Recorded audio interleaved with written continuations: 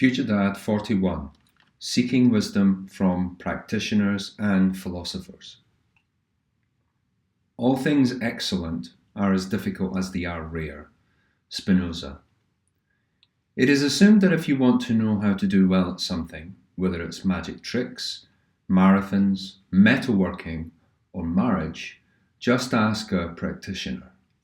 Practitioners hone their skill in reaction to the enthusiastic irritation of nature. Even something as simple as the way we fish is the end result of myriad adjustments across millions of people for thousands of years. Bad techniques, regardless of theory, perish in favour of more effective and less time-consuming ones. So only once you speak to a practitioner can you really know how to do a thing. Case closed. Adding philosophy. Maybe. How about also considering the activity philosophically? It seems an unlikely solution. Can practice makes perfect be trumped by practice and philosophy?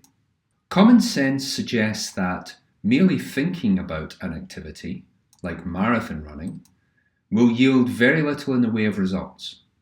It's more associated with procrastination than anything else. But common sense is sometimes wrong. So I will explore the assumption of practice makes perfect.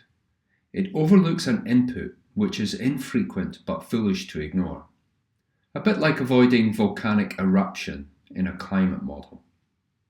It is this. Someone who has thought deeply about the activity may reframe it in such a counterintuitive way that there is either an abrupt leap forward in the task or abandonment of it altogether. Abandonment. Take one of the 4 activities mentioned previously, marriage. A married man will certainly give you lots of tips to avoid marital upset, the happy wife, happy life doctrine. That's a practitioner's answer. But increasingly more men, looking at this philosophically, question the very paradigm of marriage and rightly ask, what's in it for me? Then, looking at biased family courts and the wretched divorce statistics, they think the only way to win is not to play. For more on this, read FutureDad 15, Superpowers Part 3, MGTOW. Can we conclude anything from this one example? It is certainly a counterexample to the hypothesis that practice is the best and only way to learn, but it merely states that avoidance can be a superior tactic. That's a momentous outcome on its own, but how does that help us when it comes to doing magic tricks, marathons, or metalworking? Question formation. First, recall that what's in it for me was the key question. We commonly hear it posed simply as why? Why run a marathon? But the thinking it inspires is drastically different. Indeed, why is often met with a glib answer, to get fit, or why not, or even a shrug of the shoulders. Due to the phrasing, we are often no further forward philosophically when we ask why. There is a better way. As Ayn Rand explains, both the how and the why questions can be re-expressed as what questions. How should I train for a marathon becomes what techniques should I use to train? Why should I run a marathon becomes what underlying reason do I have for running a marathon? This can be a much more useful way to think about an activity. It is the key practitioner-philosopher distinction. If you can't answer both questions fully, rigorously, then you do not understand your pursuit of the activity in full. Underlying reasons. Another example is building an investment portfolio. See FutureDad 28, How to Become Financially Free, Part 1 for background. To summarize, there are selection considerations, sectors, asset classes and regions, timing considerations, growth or income, tax concerns, investment horizon, and others. A related question is, how do I diversify?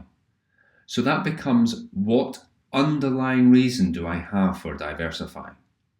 The answer is at its root mathematical, but the principle is to maximize your portfolio's return while minimizing the variability of its return. But the practitioner, one skilled at investing, may not land on a philosophically important notion, one that is an adjunct to the decision to diversify. Specifically this: if you are never selling, why are you scared of a price going down? Both novice investors and experienced practitioners invest like nervous day traders, but conversely live their life in terms of decades. So if we reframe it to what is the underlying reason of the fear of a price drop, we search deeper, we realize it is an illusion, it is largely unfounded. If the investment has the same foundations, there is no good reason for panic selling. You will, after this soul searching, get to a rich synthesis of the two answers, the practitioner and the philosopher. Another example. When you learn to get good with women, see FutureDad 4, Avoid Love to Find Love, and FutureDad 83, How to Meet Women, you become laser focused on tricks and techniques from practitioners, PUAs. You swap needy behavior for concrete awareness of the actual, not imagined, attraction switches of women. It is a joy to experience several aha moments as you realize you were doing it wrong all this time. Then, disbelief at the scale of the lies you were fed for years. But why do it at all?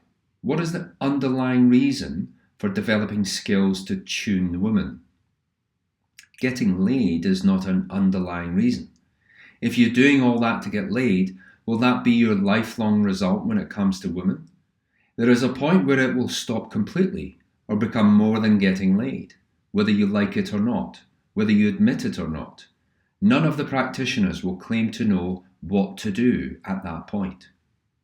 Practitioners will, in fairness, admit that when asked, it's outside their domain, since relationship selection is a different skill set to getting dates.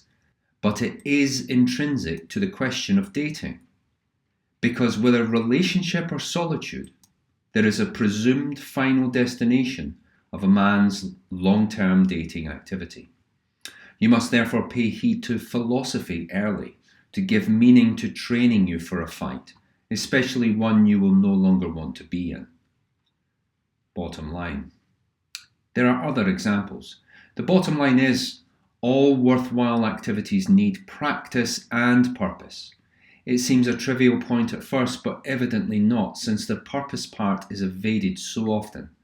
It doesn't require perfect philosophical understanding either. It's okay to say you don't know the answer to the question, what underlying reason, right now. In lieu of a real answer, self-improvement is enough, at least until it starts taking up noticeable amounts of your time and focus. So in summary, get good at what you're doing, whatever it is. Pay heed to the practitioners, but before you go all in, approach it philosophically. As your skills develop, you may see the underlying reason coming into focus more clearly. Pay attention to it and where it might take you. You may know the answer yourself, or you may need to ask someone older, wiser, sager, a philosopher in your own life, one who will ask you the right questions, which, now that you've read all the way to here, could be yourself. UFOs. I'll end on a whimsical note. Almost all UFO sightings are something else, either a weather balloon, a satellite, aircraft, or some natural phenomenon. Similarly, when you see a new shiny thing, question its true purpose and place in your life. It is practically and philosophically healthy to question anything new and notable, particularly anything that asks for your continued time and attention to partake in it. Ask, what underlying reason do you believe in it, and what underlying reason would you spend any more time on it at all? Future Dad.